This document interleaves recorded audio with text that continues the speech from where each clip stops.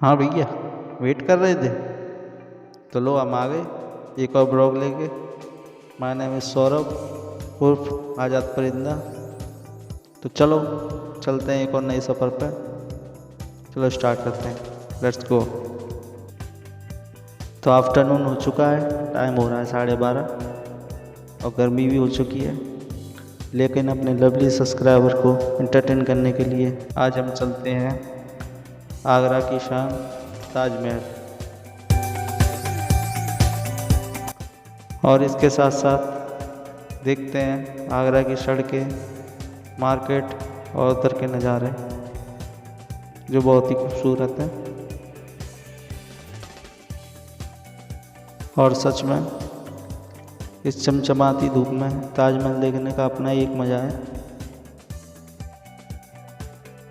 बीच बीच में कहीं पे काफ़ी ट्रैफिक मिला और उसमें से निकल के खुले रोड पे हम धीरे धीरे पहुंच गए हैं।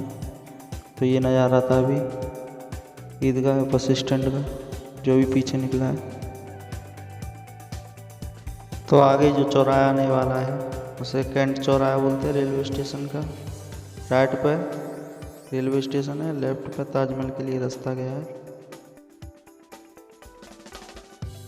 तो अब आप एंजॉय करेंगे आगरा की बहुत सुंदर सड़कों का और यहाँ की सीनरीज का। तो एंजॉय करें।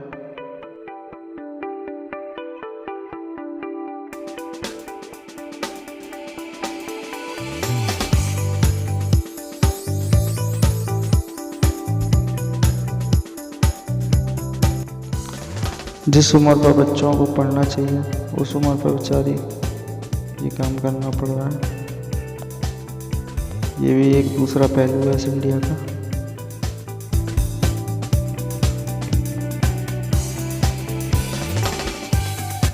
तो दोस्तों, तो गर्मी का सीज़न शुरू हो गया।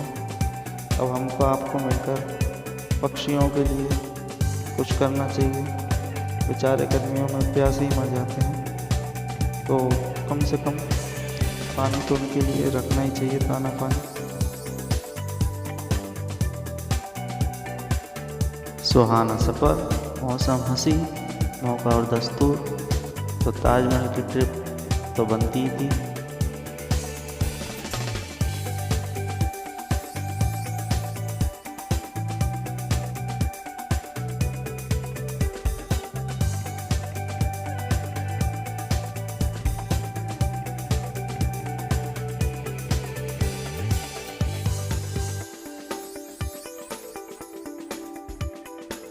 फाइनली अब हम पहुंच चुके हैं ताजमहल के पश्चिमी गेट की तरफ, जो ये है।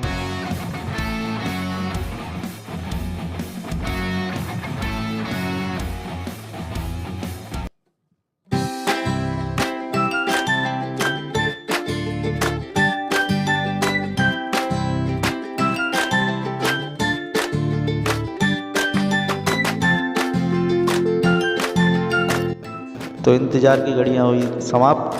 अब हम पहुंच चुके हैं ताजमहल के पश्चिमी गेट पर और आप देख रहे हैं अंदर का नज़ारा जो बहुत सुंदर है।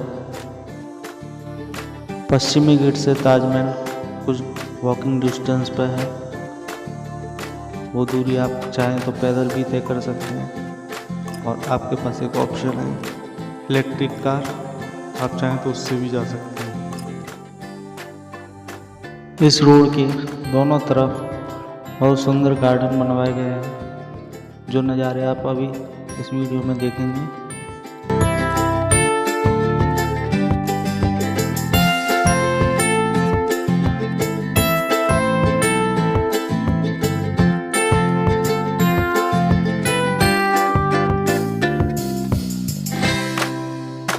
फाइनली अब हम पहुंच चुके हैं टिकट काउंटर की तरफ। पर यहाँ पर कैश में टिकट नहीं होगी, यहाँ पे ऑनलाइन ही टिकट होगी। प्राइस इस समय चेंज हो चुके हैं, तो ऑनलाइन चेक करके ही जाएं। शाहजहाँ के टाइम पर यहाँ पर मीना बाजार लगता था, जो लेडीज़ लगाया करती थी इस जगह पर। तो जो आप सामने देख रहे हैं छोटे छोटे रूम बने हैं, उनकी संख्या 210 है। यहाँ पर शाहजहाँ के वर्कर आराम किया करते थे। इस जगह को 4 गेट 4 गार्डन कहते हैं। यहाँ पर चारों तरफ 4 गेट हैं और इसे कहते हैं रॉयल गेट। शाही दरवाज़ा, ये है वेस्ट गेट, ये है साउथ गेट, ये है ईस्ट गेट।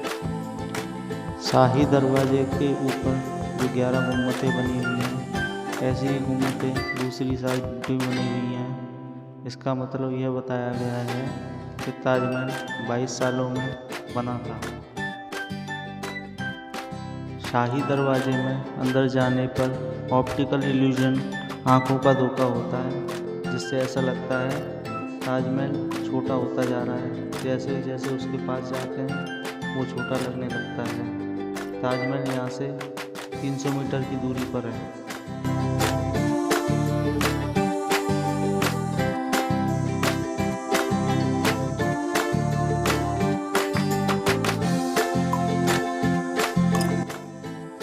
आओ मैं और आप मिलकर ताजमहल का दीदार करते हैं।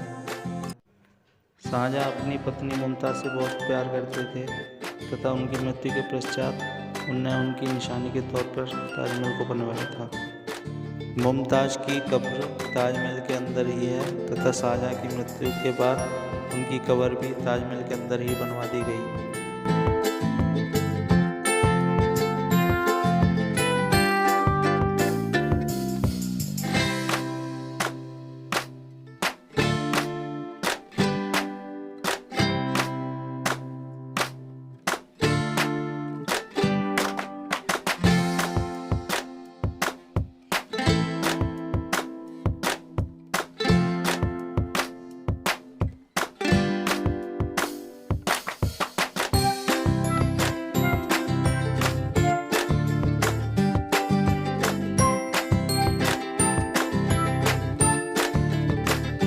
अब चलते हैं लेफ्ट साइड में, जहाँ पर इतिहास से जुड़ी जानकारियाँ दी गई हैं, जैसा कि आप देख रहे हैं।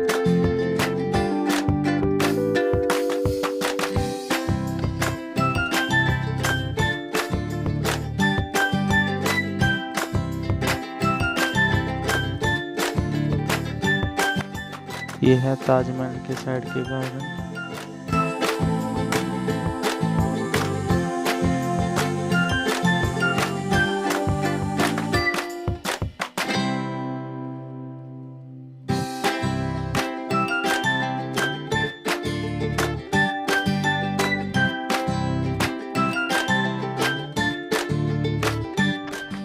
ताजमहल के आसपास 16 गार्डन बने हुए हैं तथा बीच में 53 फुब्बारे बने हुए हैं। इसका मतलब है ताजमहल 1653 में बन के तैयार हुआ था।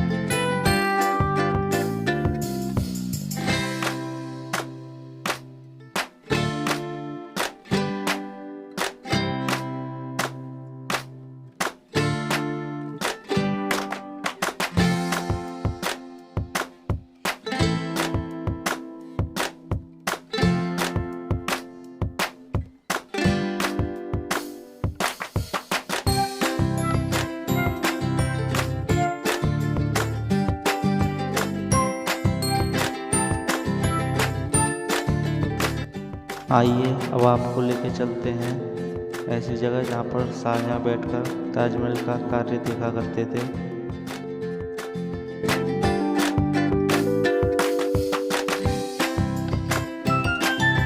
इस जगह को कहते हैं ड्रम हाउस।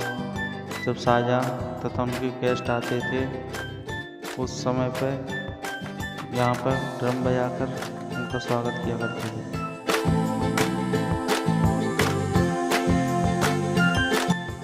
ताजमहल सुबह हल्का गुलाबी कलर का, दोपहर में दूधिया सफ़ेद तथा शाम को गोल्डन से कलर का दिखता है। यह उसी के सामने दूसरा ड्रम हाउस है।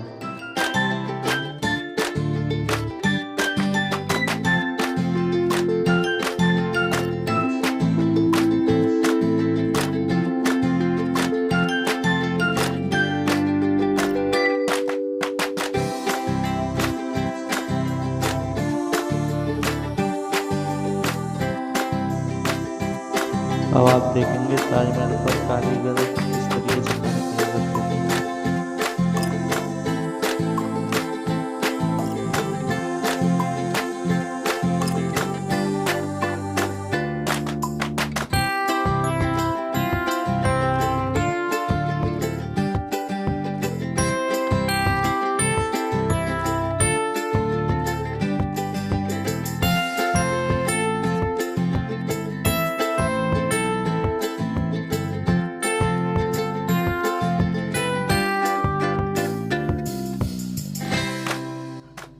तो आइए अब आगे बढ़ते हैं। वैसे ठंड के मौसम में यहाँ आने से इसकी सुंदरता सही से नहीं दिख पाती कोहरे के कारण, इसलिए बेस्ट सीजन है मार्च से जून।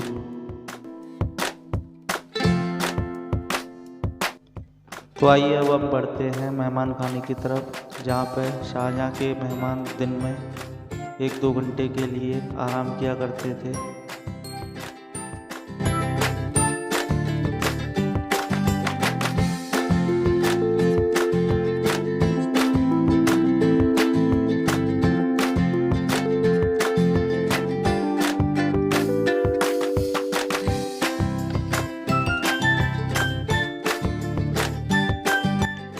आइए अब चलते हैं जमुना नदी की तरफ, जो ताजमहल के पीछे है। पहले के समय में नदी भर के चला करती थी तथा नावों के द्वारा शाहजहाँ पीछे के रास्ते से आया करते थे और मेन डोर यही हुआ करता था। ये है आगरे के किले का नज़ारा। और अभी आप देखेंगे मेहताब बाग को, जहाँ पर काला ताजमहल बनने वाला था तथा बॉलीवुड शूटिंग भी हुई है। इस खुफिया सुरंग से शाहजहाँ आया जाया करते थे आगरे के किले में।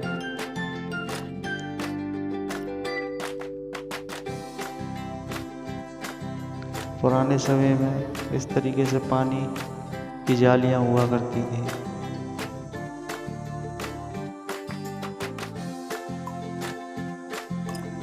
ऐसे डिजाइन ताजमहल पर 4 चांद लगाते हैं जो आप देख रहे हैं। इस तरीके से पानी ताजमहल से बाहर की तरफ निकलता है।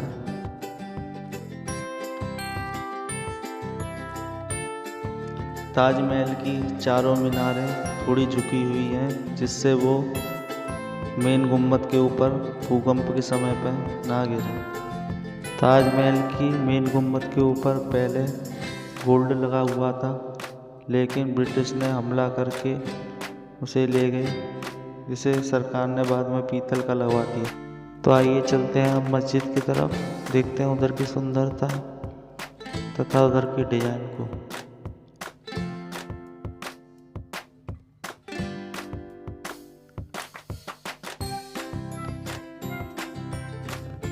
यह मस्जिद हर फ्राइडे को नमाजियों के लिए 2 घंटे के लिए खुलती है तथा टूरिस्ट अलाउ नहीं होते तथा ताजमहल भी बंद रहता है। आइए देखते हैं यहाँ की सुंदरता। यह नमाजियों के लिए बैठने के स्थान है जो आप फर्श पर देखेंगे।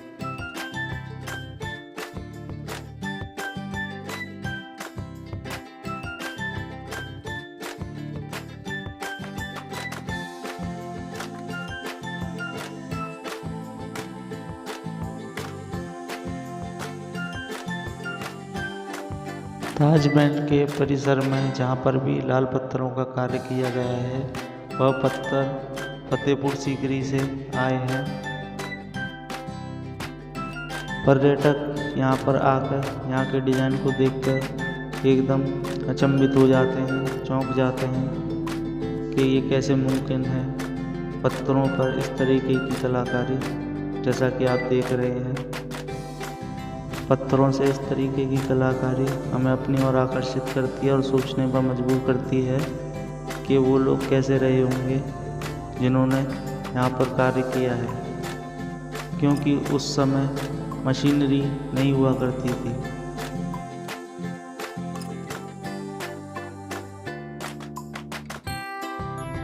ताजमहल के ऊपर जो आप ब्लैक स्टोन से देख रहे हैं वह अरबी भाषा है तथा कुरान का फर्स्ट चैप्टर उस पर लिखा गया है तथा अलग अलग देशों से आए स्टोन से ताजमहल को तराशा गया है जो चांदनी रात में बहुत चमकते हैं।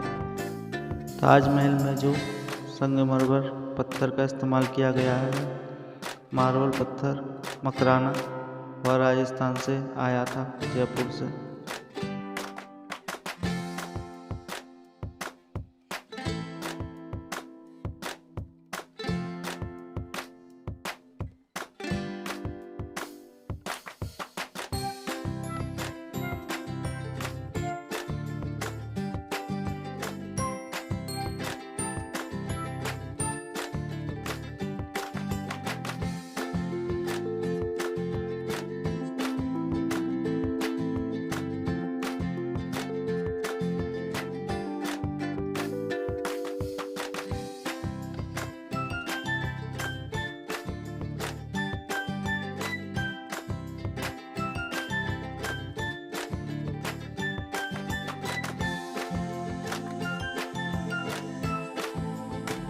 क्या आज के ज़माने में कोई ऐसी नक्काशी के बारे में सोच भी सकता है?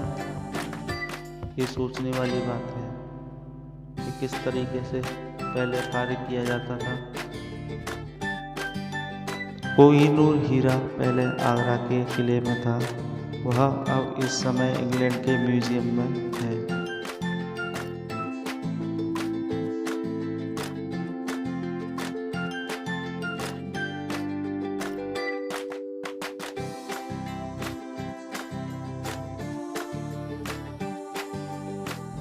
इसी तरह ताजमहल की एक और जर्नी समाप्त होती है। अपने आसपास सफाई बना रखें, नेचर को साफ सुथरा रखें और देखते रहिए हमारा चैनल आज़ाद परिंदे। अगर आपको वीडियो अच्छी लगे तो लाइक करें, सब्सक्राइब करें, शेयर करें। Thank you.